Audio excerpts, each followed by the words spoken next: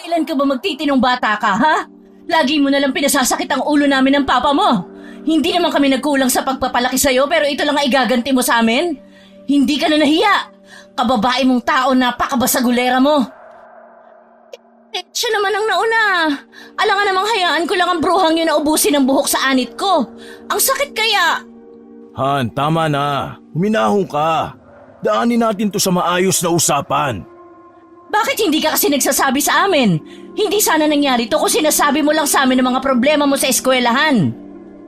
Oo nga naman, anak. Sana naman nagsusumbong ka sa amin ng mama mo para naman mapuntahan namin ang school mo at maayos agad ang problema. Whatever pa, aakyat na ako sa kwarto ko. Nahihilo na nga ako dahil sa pananabunot ni Claire sa akin tapos pagdating dito bubungangaan pa ako ni Mama. Ako pa yung masama ipinagtanggol ko lang naman ang sarili ko. Sana pala nagpasabunot na lang ako kasi parang mas kampi pa kayo kay Claire eh. Hindi kami kampi kay Claire. Kaya nga kami nagagalit dahil ayaw naming mangyari ulit to, Rhea. Hindi mo kasi alam kung paano kontrolin ang sarili mo. Kung dinaan mo lang sa maayos na usapan, hindi na sana nauwi sa gulo. Anong gusto nyo, maging kalmado ako? Ma, seryoso ka ba? Paano ko yun gagawin kung halos kalbuhin na ako nung Claire na yon? Aba, parang gusto mo pang magpasabunot ako ulit. Hayaan ko na lang, ganun ba? Anak, hindi ka dapat nagsasalita ng ganyan. Kailangan natin mag-usap na maayos. Mas mabuti kung kinausap mo kami agad para naayos na sana. Eh di ba ang saya nyo? Nandito na naman kayo para sermonan ako. As if hindi ko alam yung mga dapat kong gawin. Sige, kayo na lang kaya magpabugbog sa mga buwisit na kaklase ko. Tapos titingnan ko kung matino pa kayo mag-isip. Rhea, hindi tama yung ganyang pagsagot sa amin. Eh ano pa bang gusto nyong gawin ko? Magpasabunot na lang ulit ako? O kaya next time tatawagin ko kayo para ipagtanggol ako?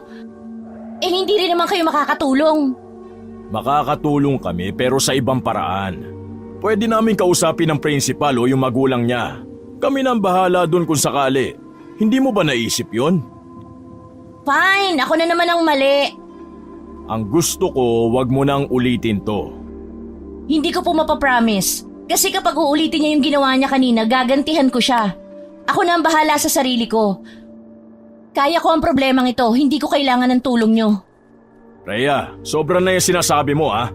Kami ang magulang mo. Hindi mo kami pwedeng bastusin ng ganyan. Eh ano naman, lagi na lang kayong ganyan. Kung hindi sermon, puro sisi. Pero ako palagi ang mali. Wala ba kayo ibang kayang gawin kundi pagsalitaan ako ng ganyan? Sige, magpatuloy ka lang sa ganyang ugali, Rhea. Tingnan natin kung saan ka pupulutin. Hindi mo alam kung gaano namin sinusubukang intindihin ka. Pero yung bibig mo, hindi na namin matiis. Eh di wag niyo akong intindihin. Nakakapagod na rin kayong dalawa, puro kayo reklamo. Aba't wala kang galang ah. Ano, nagmamalaki ka na? Kaya mo na ang sarili mo, ganun ba? Pues lumayas ka sa bahay na to. Layas! Hindi ko kailangan ng anak na kasing suwail at walang modong kagaya mo. Akala mo ba natatakot ako umalis dito sa poder nyo? Diyan kayo nagkakamali. Kung akala nyo magmamakaawa ako sa inyo, hindi yun mangyayari. Dahil aalis talaga ako rito sa buwisit na bahay na to. Ano ba, Rhea? Pag-usapan nga natin ito ng mahinahon. Aakyat na ako sa kwarto ko. Ayoko na kayong pakinggan. Lalayas na ako kung yan ang gusto nyo. Rhea, bumalik ka rito! Hayaan mo na siya, Han. Kailangan niyang maturuan ng leksyon. Kailangan niyang makita ang mga maling nagawa niya. Hindi tayo ang luluhod sa kanya dahil anak lang natin siya. Puno ng hinanakit ang boses ni Rita habang sinasambit ang mga salitang yon sa asawang si Dante. Labag man sa kalooban niya ang nasabi sa anak, kailangan niyang panindigan yun. Lagi na lang kasing laman ng gulo ang anak niyang si Rhea at palagi rin silang napapatawag sa guidance office para sa counseling. Hindi na nga malaman ni Rita kung saan ba siya nagkamali at nagkagano ng ugali ng anak.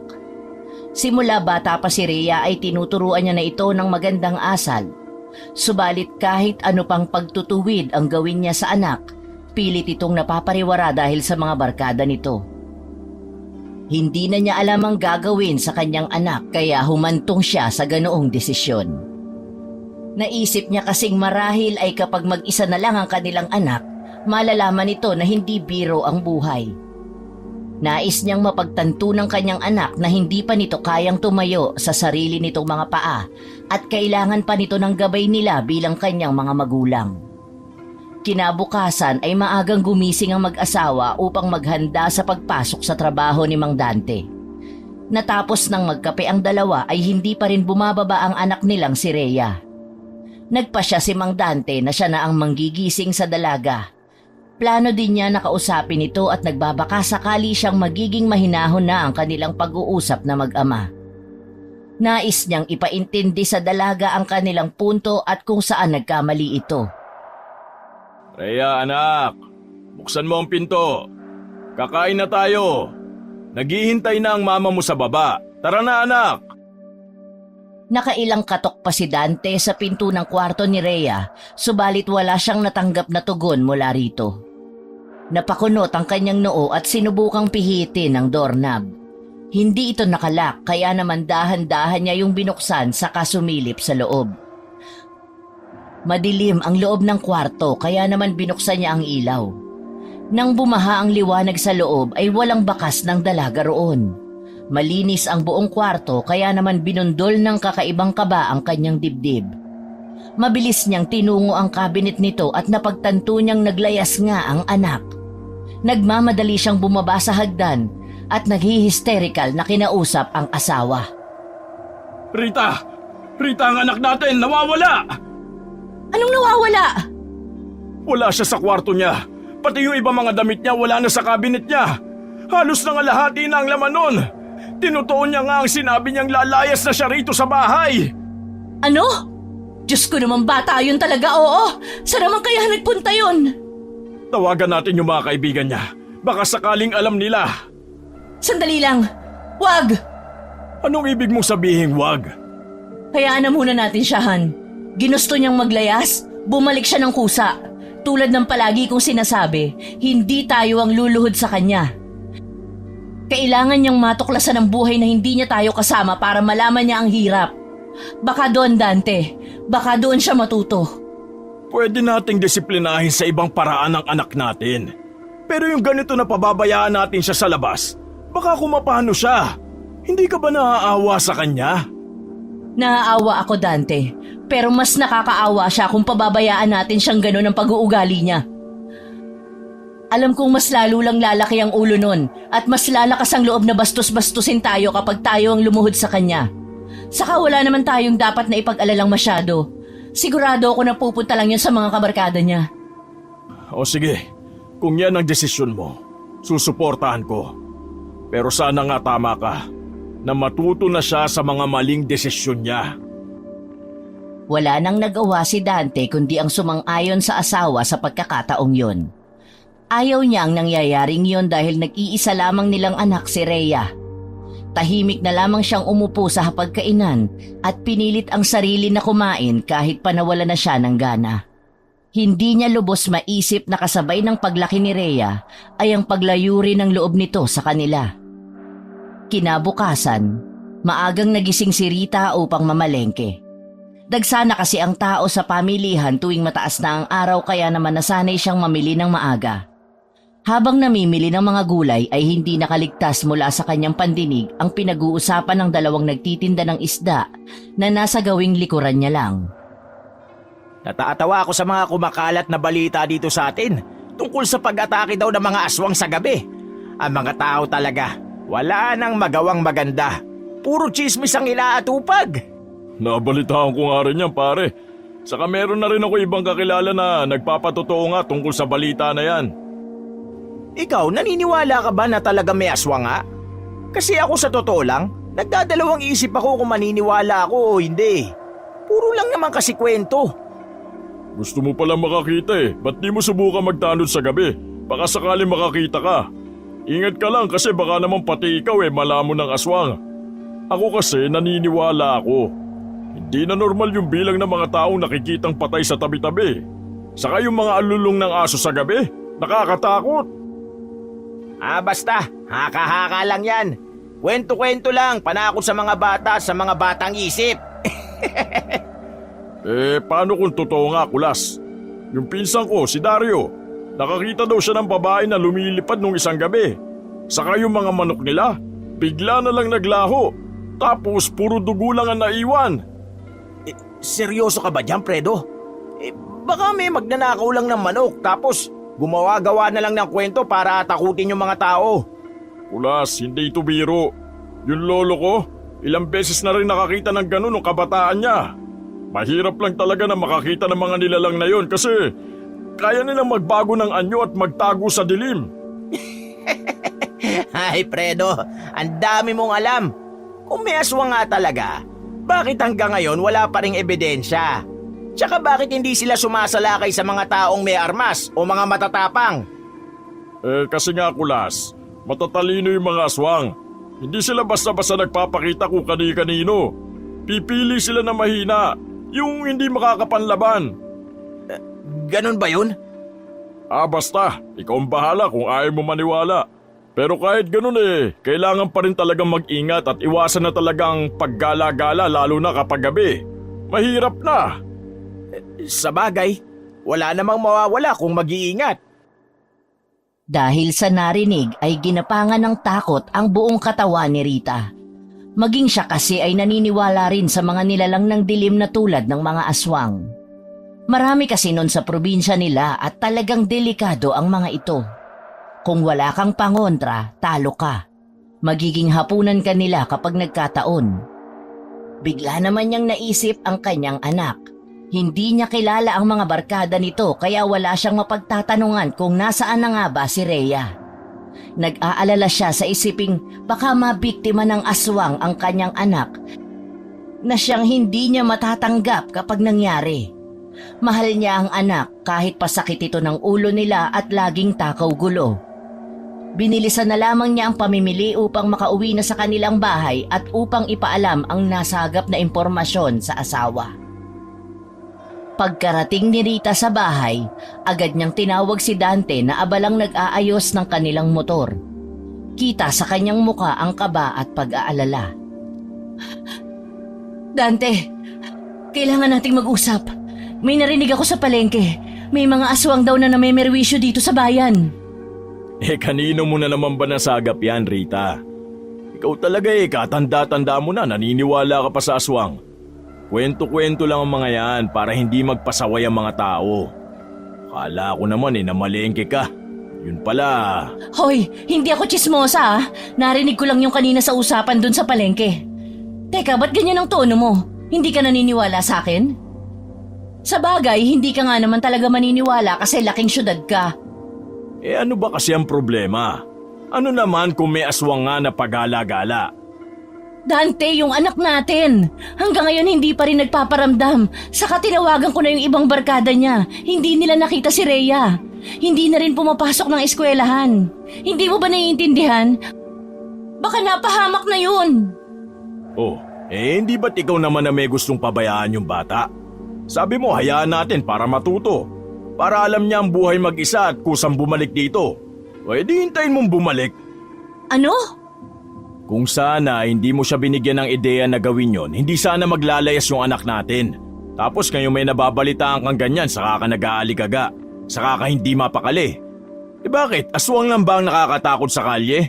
Mas marami ang taong halangang bituka at mas nakakatakot sila kesa sa aswang. Pwede ba? Hindi ito ang oras ng sisihan o biruan. Gusto ko lang na mailigtas ang anak natin. Ayoko mapahamak siya, Dante. Hanapin natin si Rhea. Hindi ako nagbibiro. Totoo ang aswang. Saglit na napaisip si Dante habang matamang nakatitig sa asawang si Rita. Napabuga siya ng hangin na tila ba tinitimbang ang gagawin. O siya, magbibihis lang ako at hahanapin na natin si Rhea. Pero sana naman, kapag nakita na natin siya, huwag mo na siyang pagalitan. Kausapin mo na maayos. Walang problemang hindi naluluta sa mahinahong usapan. Oo na. Sige na, bilisan mo na't hindi pa natin alam kung saan natin hahanapin ang batang yun. Iiling-iling, tinungo ni Dante ang kwarto nilang mag-asawa para magbihis. Matapos magpalit ng damit, kinuha niya ang susi ng kanilang pick-up at bumalik kay Rita na halata ang kaba sa mukha. Tahimik silang sumakay sa sasakyan. Kapwa may mabigat na pakiramdam habang nagsisimula silang maghanap. Habang binabaybay nila ang mga kalye ng bayan, huminto sila sa mga tindahan, parke at kahit sa mga iskinita. Tinatanong ang mga tao kung may nakakita kay Rhea. Inilalabas nila ang picture ng anak mula sa cellphone at ipinakikita ito sa mga dumadaan. Subalit wala ni isa man ang may alam o nakakita kay Rhea. Lumalalim ang gabi at nalibot na nila halos ang buong bayan. Pero ni anino ng kanilang anak ay hindi nila nasilayan. Unti-unting nadadagdagan ng takot sa puso ni Rita habang tila nawawala na ng pag-asa si Dante. Dante, nasa na kaya si Rhea? Paano kung... Huwag mong isipin yan, Rita. Hindi tayo titigil. Hindi pa tapos ang gabi. Hahanapin natin siya kahit nasaan pa siya. Pagod at nanlulumo, dahan-dahang bumalik sina Dante at Rita sa kanilang sasakyan. Walang imik si Dante habang hinihigpitan ng hawak sa manibela. Si Rita naman ay tila nawawalan na ng pag-asa, tahimik na nakatingin sa labas ng bintana. Pero bigla siyang napaisip at tumingin sa asawa. Dante, baka naman nasa mga barkada niya si Rhea. Pwedeng itinatago lang siya ng mga yon para hindi natin siya mahanap. Di ba yung iba hindi natin kilala? Baka may tinutuluyan siya sa kanila. Pwede nga. Baka dun siya tumuloy. Lalo na kung galit pa siya sa atin. Oo, kailangan nating puntahan at tanungin ng mga kaibigan niya. Baka isa sa kanila ang tumutulong sa anak mo. Saan naman natin hahagilapin ang bahay ng mga kaklase o barkada niya? Mabuti pa umuwi na muna tayo at magpahinga. Bukas na natin ituloy ang paghahanap. Masyado lang malalim ang gabi. Bukas pupunta tayo sa eskwelahan at dun tayo hihingi ng tulong. Maski sa pulis, ire-report na natin yung pagkawala ng anak natin. Sa bagay, tama ka naman. Sige, umuwi na tayo. Pero sana wala talagang nangyaring masama kay Rhea. Habang pauwi sila, kapwa sila tahimik sa daan. Parehas na pagod at tulala si Rita. Maski napagkasunduan na nila ng kanyang asawa na ituloy bukas ang paghahanap, hindi pa rin mawala ang kaba at takot para sa kanilang nag-iisang anak. Kinabukasan, hindi na nag-aksaya ng oras ang mag-asawa. Agad na nagmaneho si Dante papunta sa eskwelahan ng kanilang anak. Pagdating doon, ipinarada niya ang sasakyan sa gilid ng eskwelahan. Habang papalapit sila sa gate, isang matandang gwardya ang sumalubong sa kanila. Magandang umaga po, sir. May kailangan po ba kayo? Oo, boss. Anak namin si Rhea. May tatanong lang po sana kami sa mga kaklase ng anak namin. Nawawala po kasi siya. Naglayas po. At kagabi pa po namin siya hinahanap. Nagbabaka sakali na rin po kaming nandito ang anak namin. Maaari po bang pumasok? Teka, itatawag ko muna sa principal. Pakihintay lang ho saglit, ma'am, sir. Sige lang po. Makakapaghintay pa naman po kami. Ilang saglit lang naman ang itinagal ng tawag at agad naman silang binalikan ng matandang gwardya. Sige ho, ma'am, sir. Pwede na po kayong dumiretso sa loob. Naku, maraming salamat po, Manong. Walang anuman ho, ma'am at sir. Pasok lang ho. Nagmamadaling tinungo ng mag-asawa ang silid-aralan ng kanilang anak.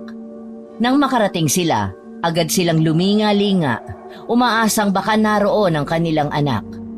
Ngunit kahit anong tingin nila sa paligid, wala silang makitang bakas ni Rhea.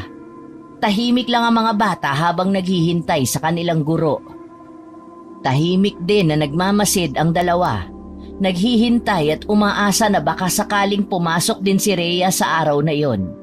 Maya-maya ay naisipan ni Dante na magtanong na sa mga kaklase ng anak. Pumasok siya sa loob ng classroom at kinuha ang atensyon ng lahat. Magandang umaga sa inyong lahat. Ako ang tatay ni Rhea. Naglayas kasi siya sa bahay at hinahanap namin.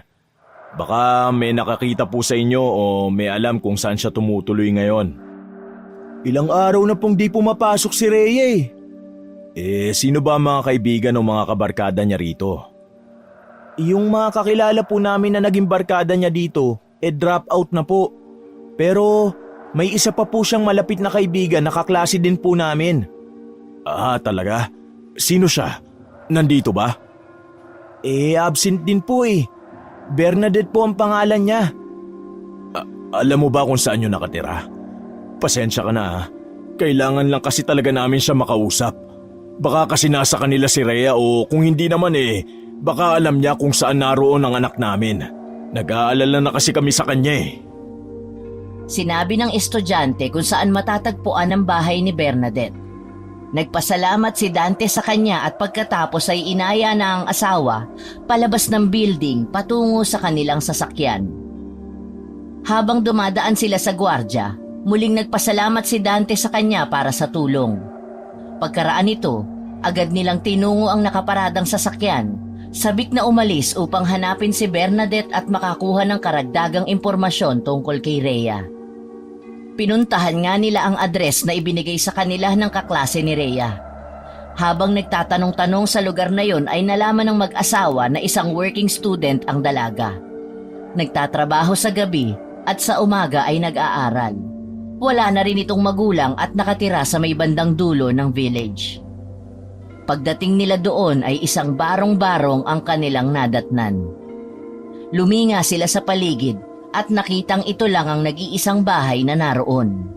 Napapalibutan ng matataas na damo ang parehong gilid ng bakuran at sa likod naman ito ay isang masukal na kakahuyan. Halata na ang kalumaan sa bahay at masasabi nilang hindi na yun ligtas na tirahan para sa isang dalaga. May kabang sumipa sa dibdib nila sa hindi nila malamang dahilan.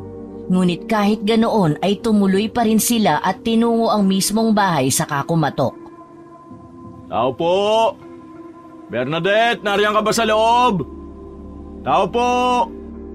Rhea, andyan ka ba sa loob? Anak! Ay, parang walang tao sa loob Walang sumasagot Subukan mo ulit, baka natutulog. Tao po! May tao po ba dyan sa loob? Rhea, kami to, ang papa at mama mo. Please, kung nandiyan ka sa loob, nakikiusap ako. Lumabas ka na at makipag-usap ka na maayos sa amin. Ngunit kahit anong pagtawag ang gawin nila ay wala pa ring sumasagot mula sa loob. Kaya naman sinubukan ni Dante na buksan ang pinto. Hindi ito nakalak kaya naman dahan-dahan niya yung binuksan at saka sumilip sa loob ng bahay. Madilim ang loob at may katiting na liwanag lang mula sa labas ang pumapasok sa mga maliliit na butas ng dingding. Tao po! Rhea, nandiyan ka ba? Anak! Han, wala talaga Wala ngang tao Baka naman lumabas sila o may pinuntahan. Hintayin na lang kaya natin siya rito, Han. Pero sa sasakyan na lang tayo maghintay. Mabigat kasi ang pakiramdam ko sa lugar na to Sige Han, baka tama ka. Medyo kakaiba nga ang pakiramdam ko rito. Baka nga mas mabuting doon na lang tayo sa sasakyan maghintay. Lalabas na sana sila nang mapansin ni Dante ang isang pamilyar na bagay. Sinipat niya yung maigi at nang mapagtantong pag-aari ngayon ng anak ay agad niya itong pinuntahan. Han, bagto ni Rhea. Nandito nga ang anak natin. Talaga? Diyos ko, salamat naman kung ganun. Pero teka, Han, may dugo. Ha? Diyos ko, saan naman kaya yan galing? Hindi kaya... Hindi pwede. Ipagdasal nating walang nangyaring masama sa anak natin. Agad niyang kinuha ang bag at iniabot kay Rita.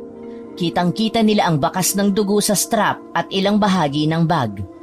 Hindi na kayanan ni Rita ang pag-aalala. Bigla siyang napaluhod at napaiyak. Nanginginig na rin siya sa takot. Natatakot siya sa mga masasamang posibilidad na maaaring mangyari sa anak. Diyos ko, Han, anong gagawin natin? Baka may nangyaring masama kay Rhea. Kalma lang. Hindi tayo dapat mawala ng pag-asa. Baka naman hindi niya dugo to. Mabuti pa, mauna ka na doon sa kotse. Maghahanap ako dito sa paligid. Ngunit bigo pa rin silang makakita ng kahit na anumang bakas mula kay Rhea. Naghintay ang dalawa sa loob ng sasakyan hanggang sa sumapit na ang gabi. Ngunit walang Rhea o Bernadette na dumating. Gabi na pero wala pa rin sila, Han. Natatakot na ako para sa anak natin. Baka kung ano nang nangyari sa kanya. Aalis na tayo. Didiretso tayo sa istasyon ng pulis. Kailangan nating i-report na missing ang anak natin para naman may makatulong tayo sa paghahanap. Pwede naman na tayo mag-file ng report dahil mahigit 24 oras na simula nang magleya si Rhea. Sige, Han, gawin natin yan. Nag-file nga sila ng report sa pulisya na nawawala ang anak nilang si Rhea. Hindi na lang sinabi ni Dante sa mga pulis kung ano ang totoong nangyari at kung bakit naglaya si Rhea. Ang sinabi niya na lang ay nagkasamaan sila ng loob at kinabukasan ay wala na ang anak nila sa kwarto nito. Ipinakita rin nila ang bag na may bahid ng dugo para maalarma ang mga pulis at talagang matulungan sila ng mga ito sa paghahanap sa nawawalang anak. Kinabukasan ay muling lumabas ang mag-asawa upang hanapin ang anak, ngunit habang binabaybay nila ang kalsada patungo sa bayan ay nakita nila ang kumpulan ng mga tao. Ang aga-aga. Ano kayang pinagkukumpulan nila? Dahil bukas ang bintana ng sasakyan, ay dinig na dinig ni Rita ang usapan ng mga taong nadaraanan niya. Sumipa ang matinding kaba sa kanyang dibdib nang sabihin ng mga itong kaawa-awa ang namatay na babae. Han, itigil mo muna ang sasakyan. Ha? Bakit? May titingnan lang ako. Itinabi ni Dante ang sasakyan sa bandang unahan lang ng nagkukumpulang mga tao. Agad namang bumaba si Rita at nakisiksik sa mga naroon upang makita ang sinasabi nilang bangkay ng dalaga. Nang magawa niya nga makapunta sa unahan, ay gano'n na lamang ang panlalaki ng kanyang mga mata. Kalunos-lunos nga ang sinapit ng biktima. Hindi na nga makilala ang babae dahil sunog ang kanyang mukha na para bang binuhusan ng asido. Maging ang kanyang mga kamay at binti ay sunog rin. Ang mga damit naman nito ay gutay-gutay na. Ngunit sa kabila ng lahat ng iyon, nanlulumo na lamang na napaluhod si Rita sa tabi ng patay na katawan ng dalaga. Diyos ko!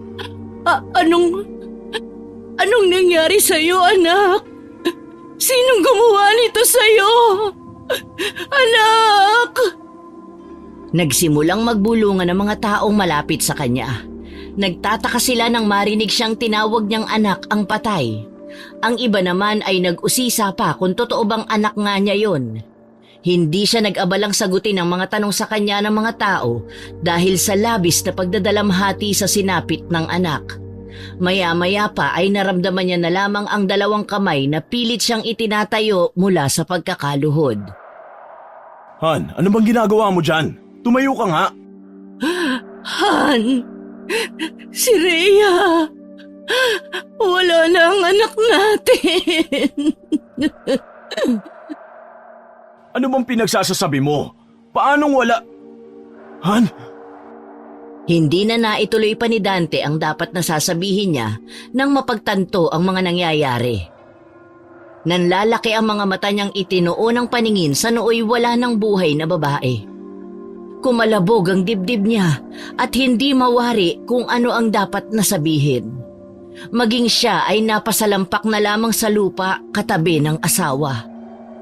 Bumalong ang mainit na likido sa kanyang mga pisngi at tahimik na lamang siyang napahikbi. Anak! Anak ko! Hindi tumari! Rhea! Patawarin mo si Mama, anak! Patawarin mo ko! Hindi! Hindi totoo ito! Hindi yan si Rhea! Hindi! Sabay na lamang silang napahagulgol dahil kahit anumang pagtatanggi nila ay sigurado silang anak nila ang babaeng yon. Bagaman may mga putik at mantsa ng natuyong dugo, ay nakilala nila ang bestidang dilaw na bulaklaki na suot nito. Sila mismo ang nagpagawa nun sa kaibigan nilang mananahi, kaya hindi sila maaaring magkamali. Regalo nila yon sa anak noong kaarawan nito at ang anak mismo nila ang nagdisenyo nun kaya nag-iisa lang yon. Naninikip ang dibdib ni Dante habang tinatanaw ang kaawa-awang itsura ng anak. Hindi na kasi talaga ito makilala.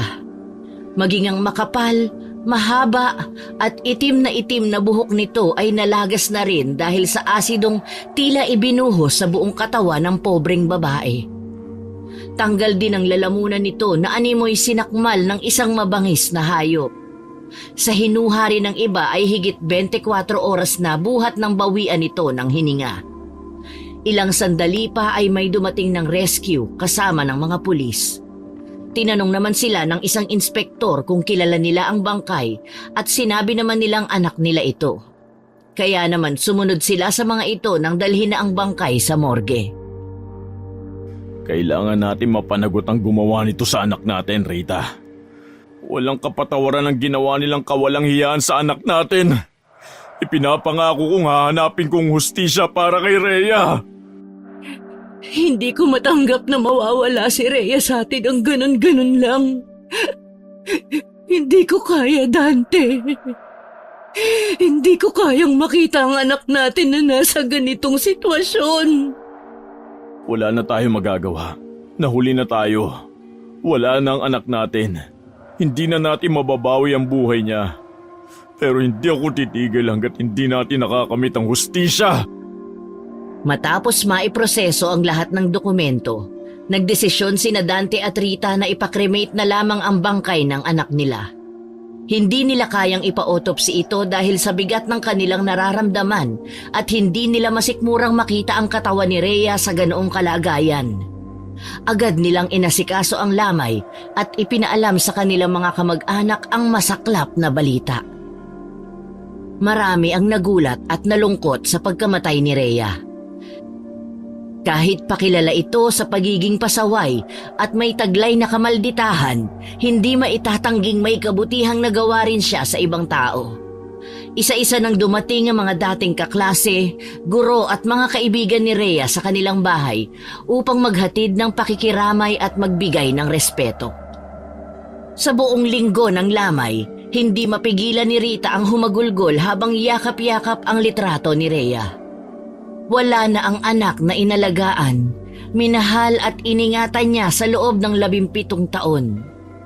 Paulit-ulit niyang iniisip ang mga pagkukulang at pagkakamali niya bilang ina. Sinisisi niya ang sarili sa nangyari, lalo na't naramdaman niyang naging pabaya siya sa huling mga sandali ng buhay ng anak. Nagmumukmok si Rita sa isang sulok, malayo sa mga bisita.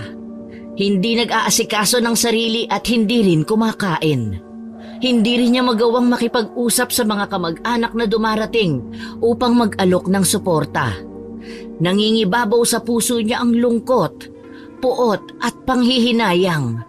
Wala siyang ibang maisip kundi ang pagkawala ng anak na minahal niya ng buong buhay niya. Bakit mo naman kami agad iniwan, anak ko? Patawarin mo si Mama. Kasalanan ko ang nangyari sa'yo. Ako ang dapat na pumoprotekta sa'yo pero ano ginawa ko? Anak ko! Rhea!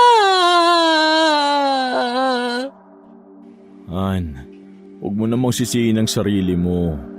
Ginawa natin ang lahat ng kaya natin. Hindi mo kasalanan to. Alam mong kasalanan ko to, Dante. Bakit ganyan ang sinasabi mo? Bakit di mo ko sumbatan o sisihin? Ako ang nanay niya pero hinayaan kong mangyari ito. Kung nakinig na lang sana ako sa kanya, sana hindi nangyari to. Sana buhay pa siya ngayon at kasama natin. Hindi natin alam na ganito mangyayari, Rita. Hindi natin gusto to. Mahal natin si Rhea. Pero kailangan nating tanggapin na wala na ang anak natin. Hindi ko matatanggap. Ang sakit-sakit. Mabuti pa halika na ron. Ilang araw ka nang hindi makakain ng sapat. Sasamahan kita. Ayoko. Wala akong gana. Han naman. Baka mamaya niyan ikaw na ang sumunod na paglamayan dahil sa ginagawa mo. Kumain ka na. Pakiusap naman. Siguro nga mas mabuting mamatay na lang din ako, Dante. Kasalanan ko ang lahat ng ito. Ako ang may kasalanan sa pagkawala ng anak natin. Ako! Kasalanan ko ang lahat, Dante! Shh, tama na yan, Han. Magamaga na ang mga mata mo. Oh. Hindi ka pa ba nauubusan ng luha? Hindi gugustuhin ni Rhea kapag nalaman niyang ganito ang ginagawa mo sa sarili mo. Isipin mo na lang yung hirap na nararamdaman niya ngayon kung sakali man na nakikita niya tayo. Alam kong hindi nagalit sa iyo ang anak mo. Isipin mo na patawad niya na tayo. Imposible. Imposibleng mapatawad niya tayo. Tandang-tanda ko ang tanging ipinukol niya sa akin bago siya naglayas. Labis na galit at lungkot ang nakita ko sa mga mata niya dahil sa pagpapalayas ko sa kanya. Alam mo, dahil doon, habang buhay kong makikita sa isip ko ang imaheng yun. Hindi ako patatahimikin nun, Dante. Alam ko na hanggang ngayon galit sa akin ang anak ko. Hindi niya ako kailan mapapatawad dahil ako ang dahilan kung bakit siya namatay. Hindi na alam ni Dante kung paano aaluin ang asawa. Masyadong dinamdam ni Rita ang pagkawala ng kanilang anak na minsan ay nakikita na lang nitong nakatulala habang nakatunghay sa abo ni Rhea. Pagkatapos ng libing ay nagkulong na lamang si Rita sa kwarto. Hindi na siya makausap ng maayos ng asawang si Dante at dahil sa hindi nga siya kumakain ay bumagsak ng husto ang kanyang katawan. Lumalim din ang kanyang mga mata at umimpis ang mukha. Naaawa na si Dante sa sitwasyon ni Rita dahil nahuhuli niya rin ito minsan na nakikipag-usap sa malaking litrato ng anak na nakasandal sa isang upuan. Minsan pa nga ay tumatawa ito ng mag-isa na tila ba nasisiraan na ng bait. Hindi na nga niya alam kung paano pahahatiin ang oras sa pagtatrabaho at sa pag-aalaga sa kanyang asawa. Sa mga sumunod na araw, lalong lumala ang kalagayan ni Rita. Halos hindi na ito bumabangon sa kama at kapag ginagawa niya man para lamang makipag-usap sa litrato ni Rhea. Han, please naman kumain ka na oh. Kailangan mo to. Ayokong pati ikaw mawala sa akin. Dito lang ako, Dante. Kasama ko ang anak natin. Hindi ako aalis dito. Ano bang kailangan kong gawin para bumalik ka sa dati? Hindi ko kayang makita ka ng ganito. Paano na tayo, Han? Paano ko? Paano ko ba ibabalik yung dating ikaw, Rita? Paano ko ibabalik ang pamilya natin? Isang araw, habang nagmamaneho si Dante papunta sa palengke para bumili ng sangkap sa lulutuing ulam, ay may nadaanan siyang kumpulan ng mga tao. Binuksan niya ang bintana nang makalapit na sa mga ito upang pakinggan ang kanilang mga usapan. Hindi niya na napigil pa ang sarili na makiusyoso nang marinig ang sinasabi ng mga tao. Itinabi niya ang sasakyan at agad na bumaba upang tingnan ang pinagkukumpulan ng mga tao. Doon ay tumambad sa kanya ang katawan ng isang lalaking sa pakiwari niya ay nasa edad 18. Duguan ito at dilat ang mga mata. Tanggal ang lalamunan at wakwak ang tiyan na siyang pinapapak ng mga langaw. Ngunit isang bagay ang umagaw sa kanyang atensyon. Pamilyar sa kanya ang suot na bracelet ng lalaki. Nilapitan niya yon at sinuri. Tama nga siya ng hinala. Yon ang bracelet na iniregalo niya sa anak nung huling kaarawan nito. Laking pagtataka ng lalaki kung paano napunta sa bangkay ang bracelet ng kanyang anak. Hindi niya magawang maisip kung ano ang koneksyon yon sa kanyang anak. Maya-maya pa ay may kumalabit sa kanya, dahilan upang mapalingon siya. Sir, kilala niyo po ba ang lalaking yan? Ikaw pala. Ikaw yung kaklase ni Rhea, di ba? Ako nga po. Ikinalulungkot ko yung nangyari sa kanya, tito. Salamat, iho. Mabalik ko ako sa tanong ko. Kilala niyo po ba ang lalaki? Kanina pa po kasi kayo titig ng titig eh. Hindi ko kilala yan. Sa katunayan, napadaan lang ako. Si Brent po yan. Kilalang basag ulo sa school namin. Palagi naghahanap ng away at gulo. Ganun ba? Saka po pala, naging syota po yan ng anak nyo dati. Ano? Boyfriend ni Rhea ang lalaking yan? Wala namang sinasabi sa amin si Rhea na may boyfriend nga siya. Baka po ayaw niya lang sabihin kasi alam niyang pagagalitan niyo siya. Pero sa tingin ko po kasi, ginipit lang siya ni Brent para lang pumayag siya makipagrelasyon sa kanya. Hindi ko maintindihan. Narinig ko po kasi sila minsan na nag-aaway sa likod ng common comfort room sa ibaba ng building ng strand namin. Hindi ko po masyadong narinig kasi nasa loob po ako ng banyo nun eh. Ang narinig ko lang po ng klaro ay kung hindi papayag si Rhea sa gusto ni Brent, may gagawin daw siya sa inyo. Pinupuwersa niya po si Rhea na sumama sa kanya kahit ayaw nga ni Rhea.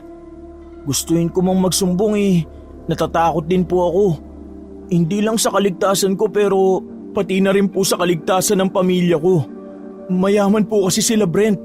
Tatay po niya yung chief of police sa bayan na to, kaya lagi siyang nakakalusot sa mga krimen niya. Protektado po siya ng buong kapulisan. Ibig mo bang sabihin, tinatakot niya ang anak ko? Ganun ba? Hayop naman pala ang lalaking yan eh. Mabuti na lang pala at pati siya namatay na rin. Karma na ang gumante para sa amin sa ginawa niyang pananakot at panggigipid sa anak ko. Ganun na nga po. Simula nga rin po nung naging sila, hindi na po pumapasok si Rhea. Kung hindi absent, nag-i-eska po. Sir, aalis na kayo? Oo, aalis na ako. May mga lalakarin pa kasi ko eh. Maiwan na kita. Sige po, mag-iingat po kayo. Salamat Julius, mag-iingat ka rin. Rita, Han, may sasabihin ako sa'yo. Oh, bakit ang aga mo? Hindi mo ba sinundo ang anak nating si Rhea? Asan siya? Han, kailangan natin mag-usap na maayos. Please naman importante to tungkol sa anak mo to. Ano ba kasi ang nangyayari? Nasaan si Rhea? Patay na ang anak natin. Pagkasabi no na ito mahimik na si Rita at dahan-dahang lumayo, hindi na muling umimik sa kanyang asawa. Dahil doon ay di na napigilan pa ni Dante ang mapaiyak dahil sa sama ng loob sa mga nangyayari. Ngunit dahil sa bigat na kanyang nararamdaman, sinundan pa rin niya ang asawa at sinabi dito ang kanyang mga nalaman. Han, alam mo ba? May boyfriend na raw si Rhea, sabi ni Julius. Yung kaklase niyang kinausap natin nung nakaraan. Siya yung nagsabi na may boyfriend na anak natin. Pero alam mo kung ano masaklap? Nalaman ko na hindi talaga gusto ni Rhea yung lalaki at pinipilit lamang siya nito. Han, ang sakit isiping wala tayong kaalam-alam sa mga pinagdaanan ng anak natin. Mag-isa niyang hinarap ang mga banta sa buhay natin na dapat tayong pumoprotekta sa kanya. Nagbago na si Rhea. Sinusuway niya na tayo, Han. Oo, sinusuway niya na tayo. Dahil yun sa kagagawa ng boyfriend niyang hilaw. Dahil sa pamimilit ng Brent na yun, hindi na nakakauwi sa tamang oras ang anak natin dito sa bahay. Nagagawa niya pang maglasing. Ang akala natin nagre-rebelde lang si Rhea pero hindi pala, Han. Hindi gusto ni Rhea ang mga nangyari. Tinakot lang siya ni Brent. Natatakot lang siya para sa kaligtasan nating lahat. Shh! Hayaan mo, Han. Pagsasabihan ko si Rhea. Huwag ka nang umiyak. Kakausapin ko si Rhea. Promise, hindi ko siya aawayin. Naramdaman ni Dante ang pagyakap sa kanya ng asawa kasabay ng paghagod nito sa likod niya. Ngunit imbis na tumigil sa pag-iyak ay mas lalo lamang siyang napahagulgol. Hinayaan na lamang ang sariling ilabas ang lahat ng kanyang sama ng loob na kinikimkim niya nung mga oras na pinaglalamayan pa lamang nila ang abo ng kanilang anak. Simula nang makita nila ang bangkay ng anak ay naging sunod-sunod na ang napapabalitang patayan sa kanilang lugar. At ang mas nakapagtataka ay parehong-pareho ang mga kinahinatnan ng mga bangkay. Tanggal ang lalamunan, wakwak ang tiyan at nagkalat ang mga bituka. Napag-alaman din nilang nawawala ang iilang laman loob ng mga ito gaya ng atay at baga. Sinasabi ng iba Lalo na ng mga matatanda na baka may gumagalang aswang sa kanilang bayan at ito ang namimiktima. Mayroong naniniwala ngunit mayroon namang hindi. Rason kasi nila, nasa modernong panahon na tayo at wala pang aswang ang nahuhuling buhay sa kanilang bayan. Isang gabi, pauwi na si Dante galing sa kanilang opisina. 9:00 na yon kaya naman wala nang masyadong tao sa daan at halos lahat ng mga tao nasa kani-kanilang tahanan na. Nakabukas ang bintana ng kanyang sasakyan. Kaya naman damang-dama niya ang simoy ng panggabing hangin. Malamig at masarap sa pakiramdam. Ngunit nang mapadaan siya sa lugar na walang kabahayan ay bumigat ang kanyang pakiramdam. Hindi niya mawari kung bakit gano'n na lang ang naramdaman niya. Lalo na nang may marinig siyang mga kalusko sa mga puno na nasa daan. Mula sa gilid ng kanyang mga mata ay tila ba may nakikita siyang anino na sumasabay sa pagtakbo ng kanyang sasakyan. Nagpapalipat-lipat ito sa mga puno na animoy unggoy. May takot man sa dibdib ay pilit niya yung inalis sa kanyang isip, saka mas lalo pang binilisan ang pagmamaneho. Mabuti na lamang at ligtas siyang nakarating sa kanilang bahay. Hindi pa man siya nakakapasok ay amoy na niya ang aroma ng rekado mula sa loob ng bahay. Kumunot ang kanyang noo at dali-daling pumasok at tinungo ang kusina. Doon ay tumambad sa kanya ang likod ng asawa. Nakaharap ito sa kalan at may hinahalong kung ano. Tinawag niya ito dahilan para mapalingon ang babae sa kanya. "Oh Han, buti nandito ka na. Sakto, malapit nang maluto ang ulam. Upo ka muna doon at pagkatapos nito maghahain na ako. Nagluto ako ng paborito ni Rhea, pininyahang adobo." Ngunit imbis na tumalima ay nilapitan niya lang ang asawa sa kaniyakap habang nakatalikod dito sa kanya. Han, okay ka na ba? Namiss kita. "Ano ka ba, Han? Para namang ilang taon tayong di nagkita. Saka, teka, umiiyak ka ba?"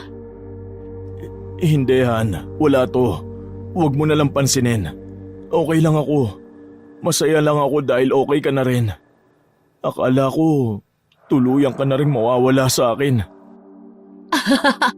Ano ka ba, Han? Pwede ba naman yun? Nangako tayo sa isa't isa, hindi ba? Na magsasama tayo sa hirap at ginhawa. Ang mabuti pa, ikaw na lang ang maghanda ng mesa.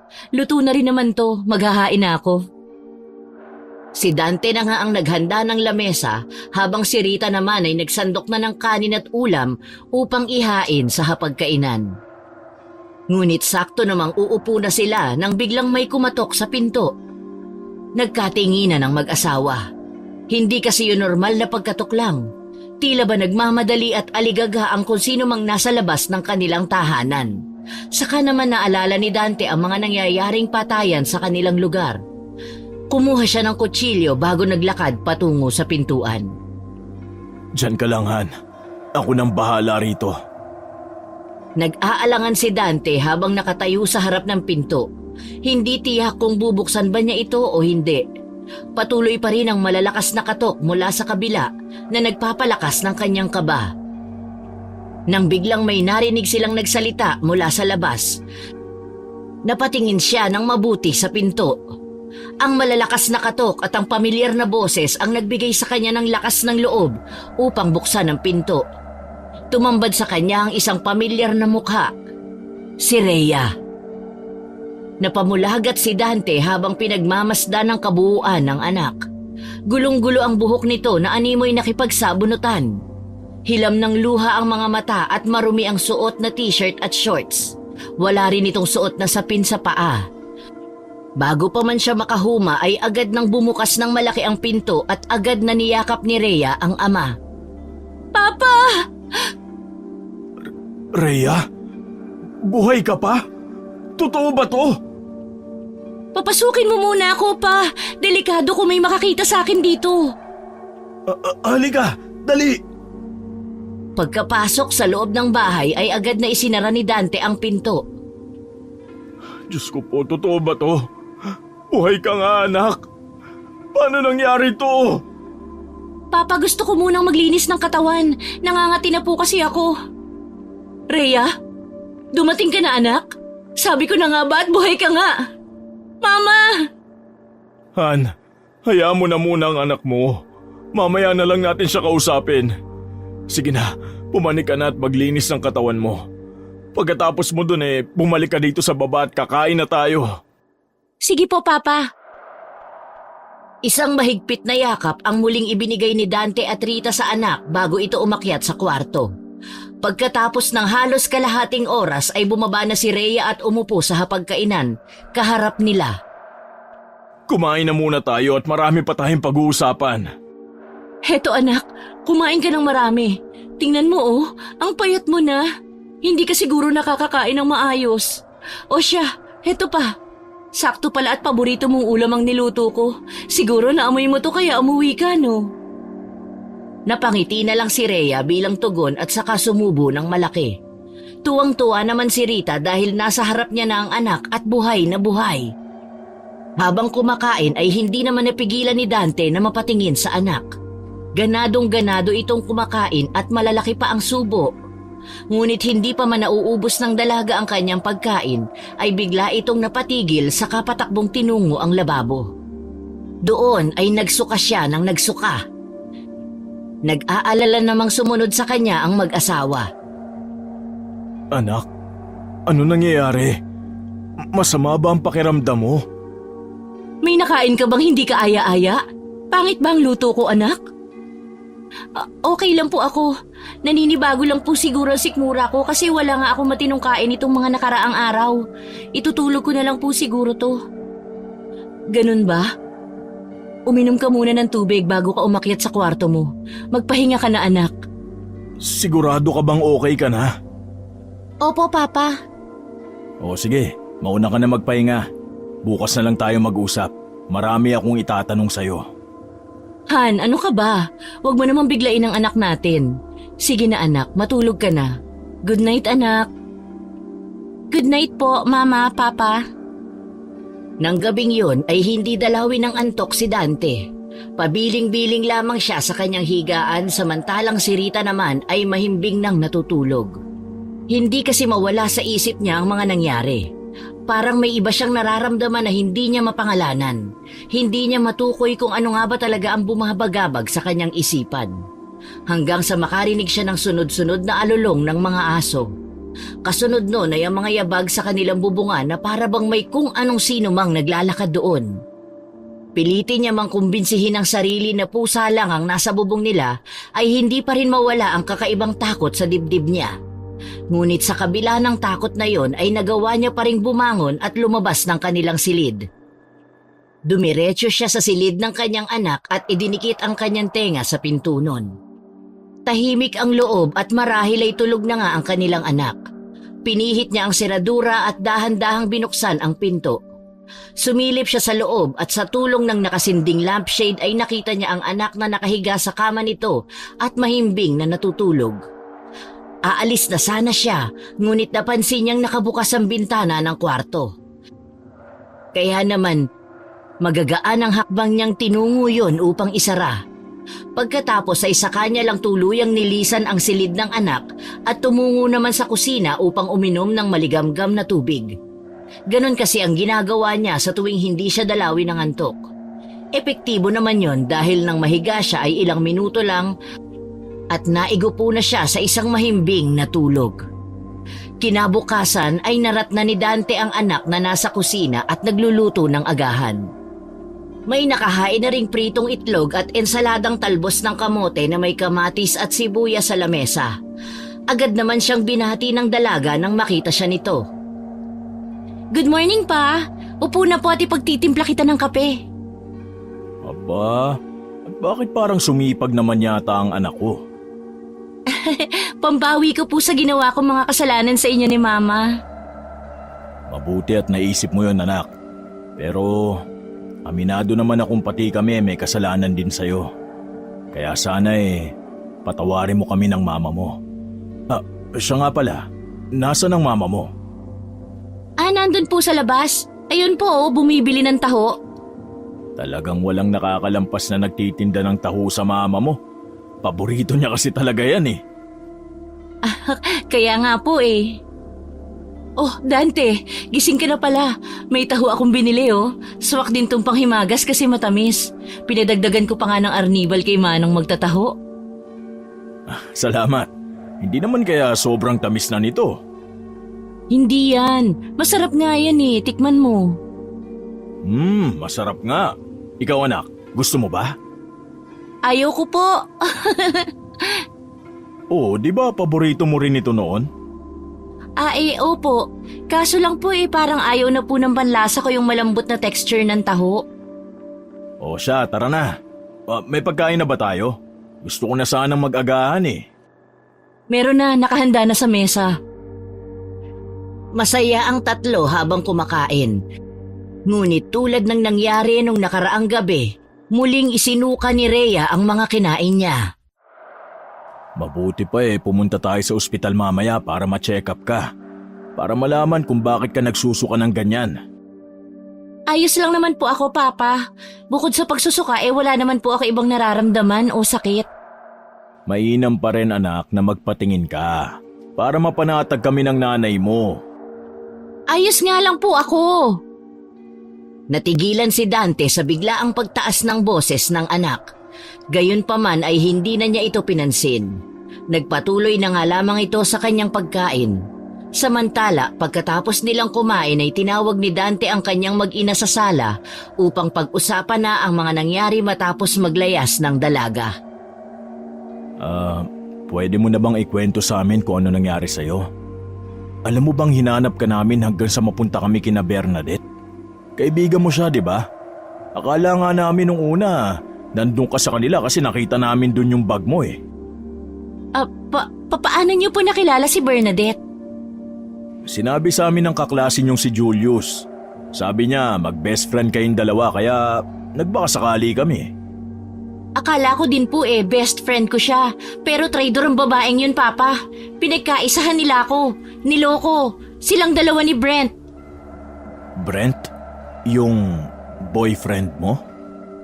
Hindi ko po siya boyfriend. Manliligaw ko lang po yun dati yung hayop na yun. Pero nalaman ko yung mga ginagawa niya sa iyong pananakit, pananakot at pamimilit. Bakit hindi mo sinabi sa amin? Sana natulungan kita. hindi natin sila kaya, Papa. Maimpluwensya ang pamilya nila. Chief of Police ang papa niya Gagawin ng magulang ang lahat para maproteksyonan ang kanyang anak. Yan ang tatandaan mo, Rhea. Opo, pasensya na po kayo kung di po ako nag-open up sa inyo. Natatakot lang po talaga ako noon. Yung Bernadette, anong kaugnayan nun kay Brent? Iba't sabi mo niloko ka? Sa anong paraan naman? Sila po talaga ni Brent ang magkarelasyon. Hindi ko maintindihan, anak. Masyadong komplikado ang kwento mo. Pero anak, alam mo bang mula nang mawala ka hinanap ka namin? Tapos, may nakita kaming bangkay na suot ang mga damit mo at alahas. Inakala naming ikaw yun kasi talagang hindi na makilala ang mukha dahil sa saboy ng asido sa mukha. Anak, pinaglamayan ka namin at inilibing. I'm sorry po. Alam ko po lahat ng yun pero pinili kong di magpakita. Bakit? Sino yung babaeng inilibing namin? Si Bernadette po yun, Ma. Masyado kasi siyang ambisyosa Gusto niya lahat ng meron ako, meron din siya dapat. Kaya lahat ng magustuhan niyang gamit sa akin, kinukuha niya ng walang paalam. Diyos ko, ano tong nangyayari? Mahal, kalma ka lang ha. Huwag ka masyadong mag-isip at baka mamaya kumapano ka na naman. Mabuti nga sa kanila. Karma nila yung nangyari. Makasalanan kasi sila at mapang-abuso. Tama lang na namatay silang dalawa. Anak, hindi ka dapat nagsasalita ng ganyan. Tama lang po, Papa. Maiintindihan po ako ng Diyos sa mga sinabi ko. Anak, saan ka na tumira nung naglayas ka? Sa kalsada ba? Kasi nung dumating ka kagabi, ang dungis mo. Tapos wala ka pang sapatos o tsinelas man lang.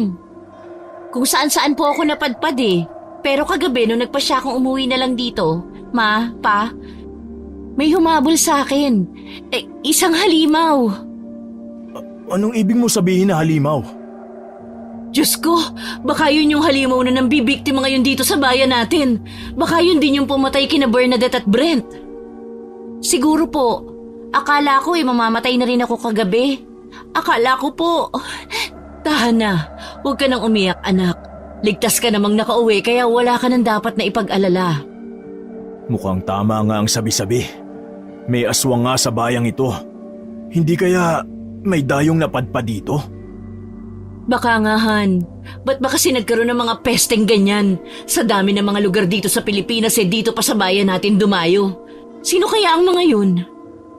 Yun ang hindi natin alam. Kaya maiging magdoble ingat tayo. Hindi natin alam kung kailan sasalakay ang nilalang na yun. Mamaya kapag dumilim na, huwag na kayong lalabas pa ng bahay. Delikado. Saka yung mga bintana at pinto, siguraduhin yung nakasara lahat. Maiwan ko na kayo ha. Kailangan ko pang pumasok sa trabaho. Tatawag ako kapag pauwi na ako. Mag-iingat kayo rito ha. Siyempre naman Han. Kaya ikaw mag-iingat ka rin. Mas delikado kaya sa kalsada. Oo naman. O sige na, aalis na ako ha. Habang nasa trabaho ay hindi maiwasan ni Dante na mag-alala sa kanyang mag-ina. Hiniling pa nga niyang sana ay bumilis ang oras upang makauwi na siya kaagad. Pakiramdam kasi niya ay may mangyayaring hindi maganda. Pilit niya yung iwinaksi at nag-focus na lang sa trabaho. Subalit nagkaroon ng problema sa opisina, kaya naman wala siyang nagawa kundi mag-overtime kasama ang ilang katrabaho. Itinawag niya naman yon sa kanyang asawa na malilate siya ng uwi. 11:00 ng gabi, matapos ang trabaho, nagmamadali si Dante pa uwi. Hindi pa man siya nakalapit sa kanilang tahanan, nakita niya ang isang kakaibang tanawin mula sa gilid ng bakuran ng kapitbahay na matagal nang walang tao. Itinigil niya ang sasakyan at sinipat ang paligid. Napamulagat siya sa nakita. Isang babae ang naglalakad sa bakuran, dala ang isang asong hindi na gumagalaw. Habang titig na titig si Dante, nagulat siya nang makita ang babae na nagsimulang kagatin ng aso sa leeg. Tinanggal ang lalamunan nito at nginata ang laman na para bang isang napakasarap na putahe. Pagkatapos, sinunggaban niya ang tiyan ng aso. Halos madaus-us ang bituka nito mula sa katawan. Hindi na makatiis si Dante sa nakikita, kaya't napayuko siya sa manibela ng sasakyan. Nang medyo mahimasmasan ay nakita niyang patungo ang nilalang na yon sa kanilang bakuran. Pinaandar niya ang pick-up at saka itinutok ang headlight ng sasakyan sa babae. Biglang natigilan ng babae sa kanyang ginagawa. Napalingon siya kay Dante. Ang bibig niya ay duguan at may nakalawit pang bituka ng aso. Nanlilisik ang mga mata nito. Magulo din ang kanyang buhok. Maitim at marungis din ang kanyang mukha. Mabalahibo ang katawan ng babae at mayroon din itong mahahabang kuko. Nawala ang takot ni Dante nang maisip na nasa panganib ang kanyang mag-ina dahil sa nilalang na yon. Kinuha niya ang tools na ginagamit niya sa pagpapalit ng gulong at saka siya bumaba ng sasakyan. Naglakad siya palapit sa babae na noon ay nakatayo sa gitna ng kanilang bakuran. Sino ka? Anong ginagawa mo sa bakuran ko? Ha? Umalis ka dito! At huwag ka nang babalik kundi papatayin kitang hayop ka! Natigilan si Dante nang malapitan ang babae. Ang galit na nararamdaman niya ay biglang napalitan ng pagkabigla. Ang babaeng nasa harap niya na may kakilakilabot na anyo ay kilala niya. Pamilyar sa kanya ang anyo nito at hindi maipagkakaila. Si Rhea. Tila tumigil ang mundo ni Dante sa pag-ikot. Saglit na natulala siya at nawala sa sarili niyang katinoan. Nanginginig ang kanyang mga kamay at nanlalambot ang kanyang mga tuhod. Nabitawan niya ang hawak na tools. Anak, ano to? Bakit mo kinakain yung aso? Bakit ganyan ang itsura mo? Wag kang lalapit. Please po, Papa, wag kang lalapit. Anak, bitiwan mo yung aso. Wag ka sabing lumapit. Hindi anak, huwag ka matakot. Akin na yung aso, ililibing natin para walang makakita. Hindi ka ba natatakot sa akin? Bakit naman ako matatakot sa'yo? Anak kita. Saka na lang tayo mag-usap kapag maayos ka na ha? Asan ang mama mo? Sorry, Papa. Sorry po. Anong sorry? Bakit ka nagsusorry? Masama po akong tao. Aaminin ko na po. Ako ang pumatay kina Brent at Bernadette. Shh! Huwag ka maingay. Baka may makarinig sa'yo. Ayusin mo na yung sarili mo. Pumasok na tayo sa bahay. Ayokong makita ka ng mama mo na ganyan. Itapon mo na lamang sa likod yung aso at ililibing na lang natin bukas. Halika na. Hindi po. Kayo na lang po ang pumasok. Huwag po kayo lumapit sa akin at baka pati kayo masaktan ko rin. Ayoko po mangyari yun kaya please po, pumasok na po kayo sa loob. Hindi anak. Naniniwala akong hindi mo magagawang saktan ako. Kami ng mama mo. Kaya please, halika na. Baka may makakita pa sa'yo rito eh. Biglang naiyak si Rhea at unti-unting tila nawala ng lakas at napasalampak ang kanyang katawan sa lupa. Nilapitan siya ni Mang Dante at niyakap ito ng mahigpit. Hinagod niya ang likod ng anak at ipinaramdam dito ang kanyang labis na pagmamahal. Nandito lang ako anak. Hindi kita iiwan. Hindi kita pababayaan. Akong bahala sa'yo. Sa yakap ng ama, unti-unting bumalik sa dati niyang anyo si Rhea. I'm sorry po talaga. Hindi ko po gusto ang nangyaring ito sa akin. Maniwala po kayo. Hindi ko po alam kung paano ko po ito ipaliliwanag sa inyo. Okay lang anak. Mamaya na lang natin pag-usapan sa loob ha. Tara na. Tinulungan ni Mang Dante si Rhea na tumayo at sabay silang pumasok sa kanilang bahay. Magpahinga ka muna dyan. At ikukuha kita ng tuwalya para maalis yung mga dumi at dugo sa katawan mo ha. Mabilis na umalis si Mang Dante at kumuha ng tuwalya sa banyo. Nang makabalik ay inabot ito sa anak. Nakita ni Mang Dante ang pag-aalangan sa mga mata ni Rhea, ngunit tinanggap ni Rhea ang tuwalya at nagsimula ng magpunas. Hindi ko po talaga gustong maging ganito. Maging halimaw, Papa. Sabihin mo sa akin kung anong nangyari. Kasi po, sina Brent at Bernadette, kinulong nila ako ng ilang araw. Sinasaktan at binubugbog po nila ako. Tapos tumakas ako, Papa, nung nagkaroon ako ng pagkakataon. Sa kalsada may tumulong sa akin isang matandang babae.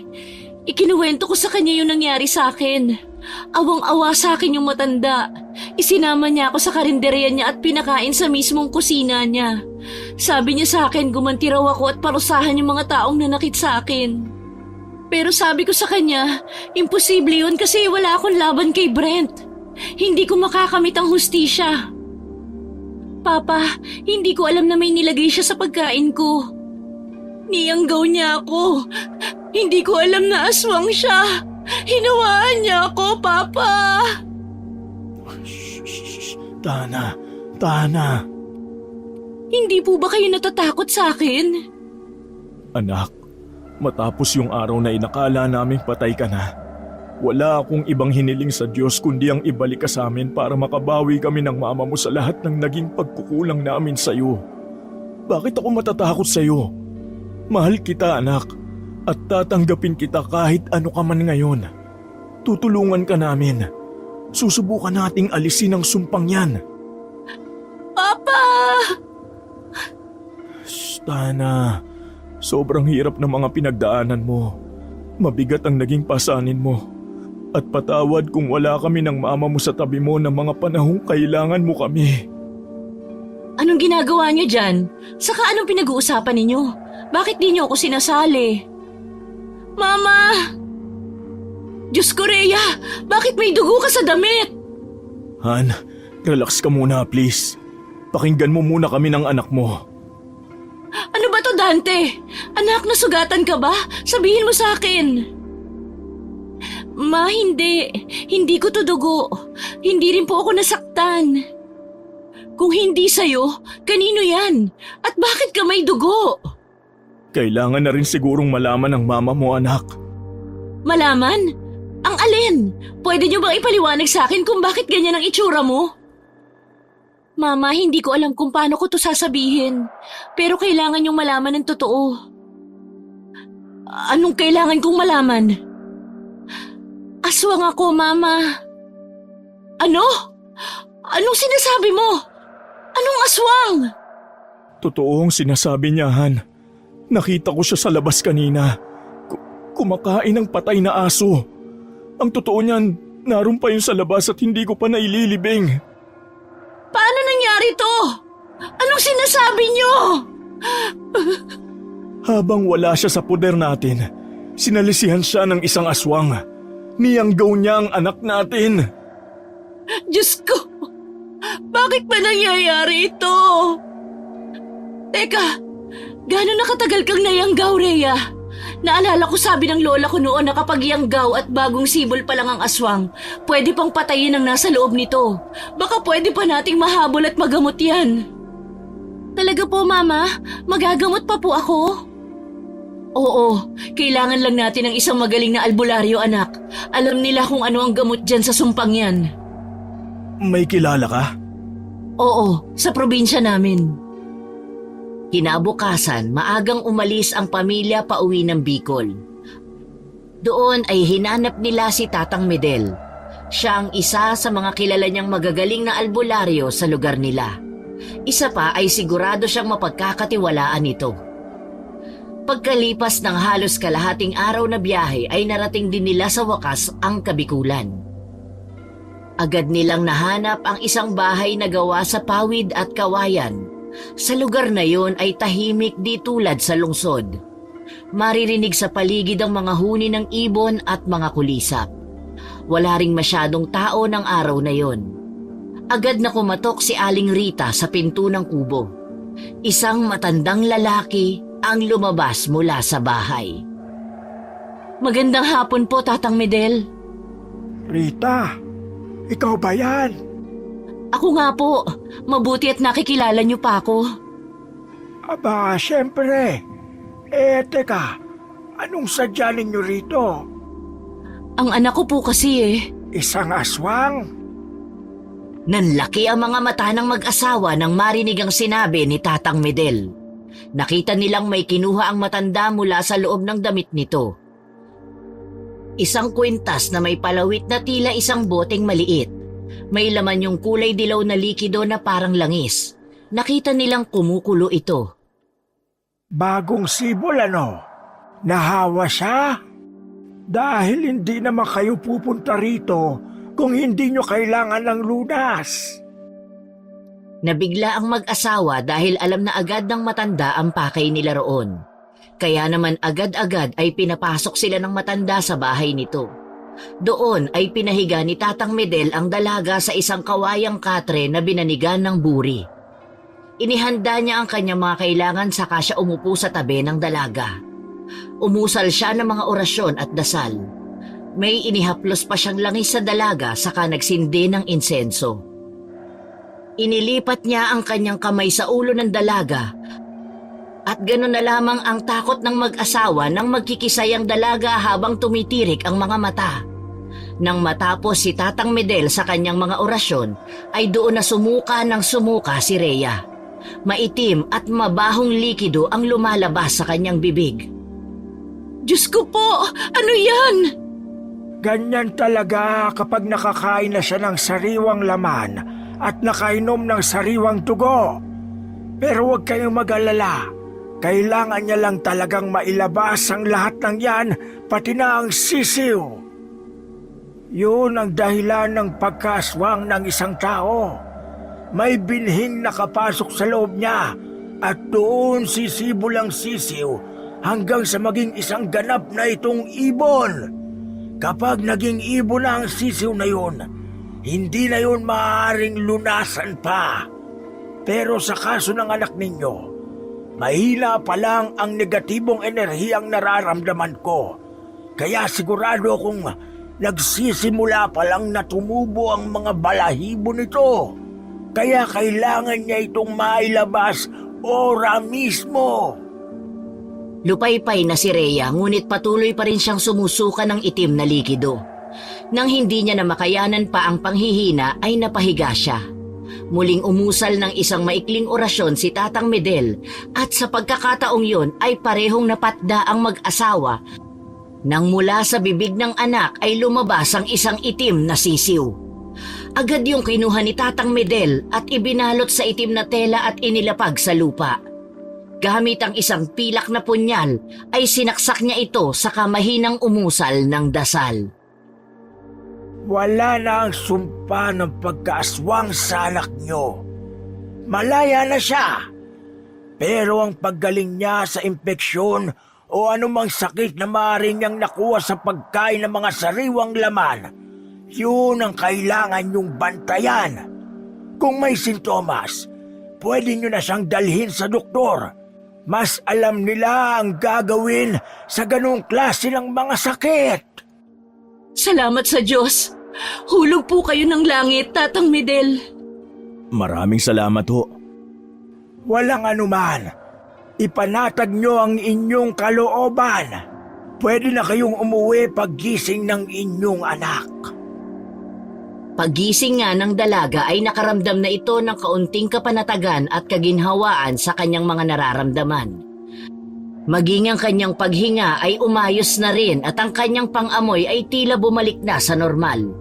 Yung pakiramdam na parang pagod at nanghihina, yun na lang ang hindi pa tuluyang natatanggal sa kanyang katawan.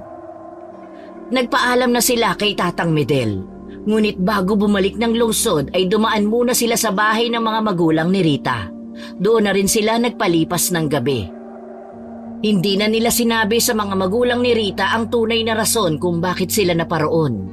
Ang sabi nila'y gusto lang nilang dumalaw. Masaya naman ang dalawang matanda dahil muli nilang nakita ang kanilang apo. Pagbalik nila sa lungsod ay nanumbalik ang saya sa kanilang tahanan. Si Rhea na minsan ang nakadama ng takot at hiya dahil sa kanyang kalagayan ay muling nakaramdam ng pagtanggap at pagmamahal mula sa kanyang mga magulang.